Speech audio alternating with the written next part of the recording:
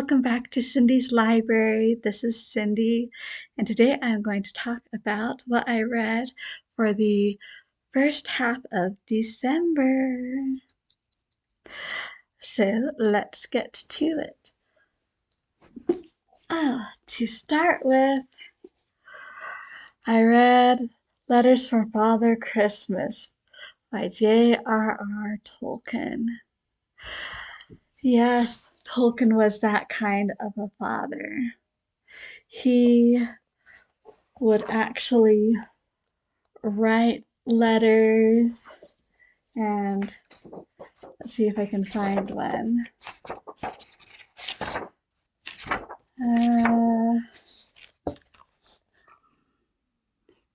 Even draw pictures. He did this for some 23 years, I want to say, as his children were growing up. And they are so adorable. First ones are a bit simple, not surprising. After all, young John was only 3 or 4 when the first letter arrived. But they quickly grew in complexity and added a cast of characters, including the great polar bear, Father Christmas's right-hand bear, his 2 nephews, Ilbereth, the elf who acts as Father Christmas's scribes. They have visitors of all sorts, adventures, and even battles with goblins who try and steal the presents and things like that. Absolutely adorable. Perfect for this holiday season. Highly recommended. Let's see, I also read the second short story in here, and that one was The Mystery of the Spanish Chest. Another Poirot mystery. In this one, there's a house party among some friends, and the next day it is discovered that the one friend who wasn't planning on being there, he got called away on business rather last minute, is found dead in an old Spanish chest. Who did it? How did it happen? This is a case for Poirot to solve. See, I also finished Parables of Jesus, Mirrors to the Soul, Windows to Eternity by Gerald and Lund. This doesn't necessarily cover every single parable, but it does cover many of them. Good 17, I believe. Which the background is gone over, what we know, which sometimes isn't very much. Sometimes we know a bit more.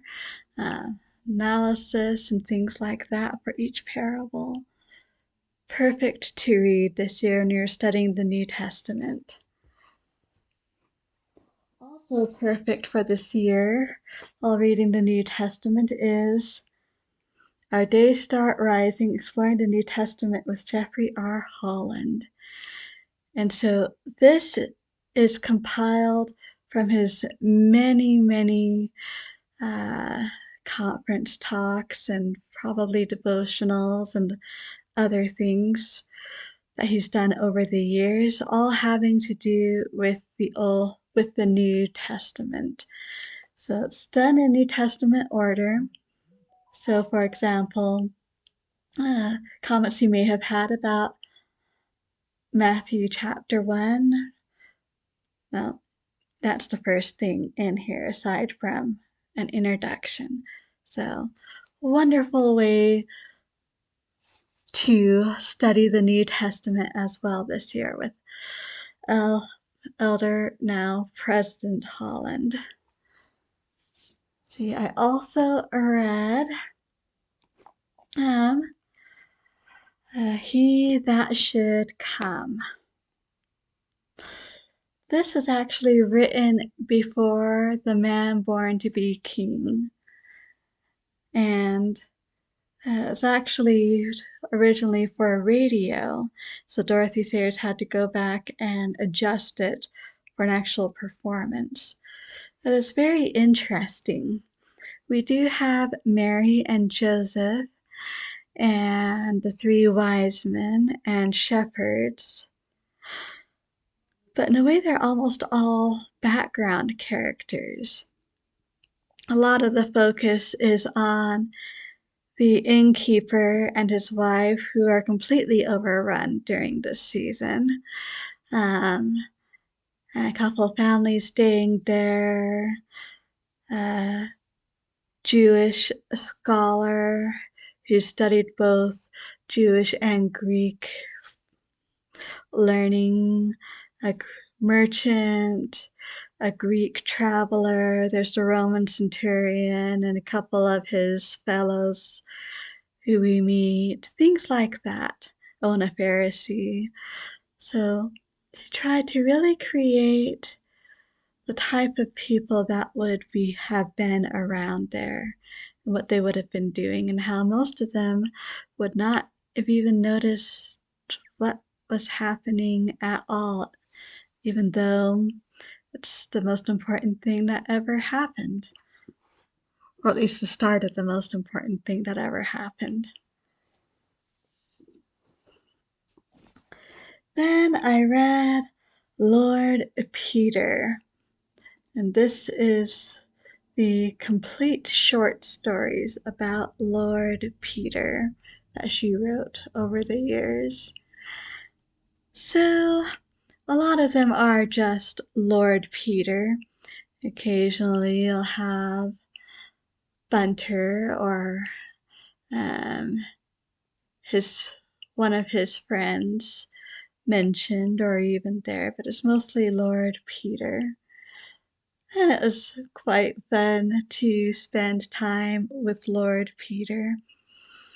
Some of these cases, of course, are more serious than others, and it does include a very Christmassy one that involves some pearls. And I really appreciated the last one for a couple reasons. Um, let's see, the last one is Tall Boys.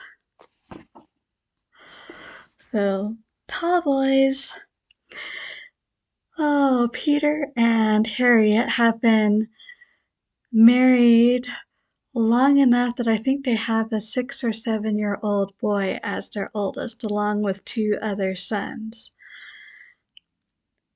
So it was great to see Lord Peter being himself around his boys. That was perfect. But beyond that, it was a very nice mystery, because the mystery is a neighbor. Well, first, Lord Peter's eldest happens to steal a couple peaches from this neighbor, and they are prize peaches that he's supposed to take to some sort of contest in a couple days. And so there's that. But then pretty much every single peach is stolen in the night. And so, of course, the first question is, well, was it Lord Peter's eldest son again? Turns out it's more complicated than that, but it was a very fun mystery to end our adventures with Lord Peter with. Don't think I had this on my pile of possibilities, but I finished Busman's Honeymoon recently, and so figured may as well finish out Lord Peter this year. Let's see, I have also read Christmas at Fairacre by Miss Reed, which also includes a forward, No Holly for Miss Quinn, in which Miss Quinn, she is a working woman. She's a secretary. She's very happy to find a cottage with some rooms that she can have. A nice, quiet, out of the place near Fairacre. Since after a busy day, that's exactly what she wants. And that's the kind of Christmas that she wants to, although she does recognize some need to be social and do things with the neighbors and things like that. But her Christmas ends up not being anything like she was planning. But maybe in the end, it was a better Christmas for all of that. Christmas at Fairacre School, that is the Christmas chapter. I'm not sure whether it's from the first or second Fairacre book. I did recognize it though, and it is a wonderful description of Christmas in a country school. Then there is the Christmas mouse. Oh, I forget their names. But you have a grandmother and her daughter, and her daughter has two daughters herself. Sadly, both of their husbands have passed away, and I think it may have even been in the past year. So Christmas is a bit challenging this year. It becomes even more challenging when a mouse, a real physical mouse, and a more metaphorical mouse both show up on Christmas Eve. But perhaps again, things turn out more wonderful than they may have otherwise.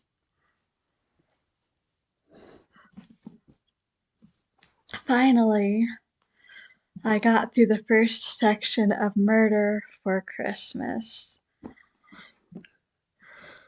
Fortunately, not all of these are murders, but all of these are by famous uh, detective novelists of various sorts. Um, John Collier, he wrote Back for Christmas. Well, a bit of a disturbing one about a man with a nagging wife. They're going to the States since he has some sort of uh, something for work he's supposed to do over here for the next 6 months or so, but they both keep saying they'll be back for Christmas. We'll have to see whether that actually happens. Mr. Big is by Woody Allan. Not sure I liked this one as much, although it's kind of funny in some way, because you have this detective, a gal comes in wanting him to prove basically the existence of God, and so he goes to all of these different people talking about that, to a rabbi, an atheist, some sort of philosopher, goes through all of these different philosophical and religious things. Don't know how I feel about the ending though. Ah, Sir Arthur Conan Doyle, The Adventure of the Blue Carbuncle. Yes, believe it or not, even Sherlock Holmes can get into the Christmas spirit a bit when he is brought into a jewelry heist. And then I also read The Adventure of the Christmas Pudding by Agatha Christie, a very fun one, another jewelry robbery that Poirot has to go to a country manor house and experience a proper English Christmas in order to solve the mystery. And then also Dancing Dan's Christmas by Damon Runyon. That proves that even the most hardened criminals can get into the Christmas spirit sometimes. I think that may be the oh no, Back for Christmas also didn't actually have a detective in it. But I have enjoyed this collection so far and look forward to reading more other Christmases. Anyway, that is how my reading thus far has been this December.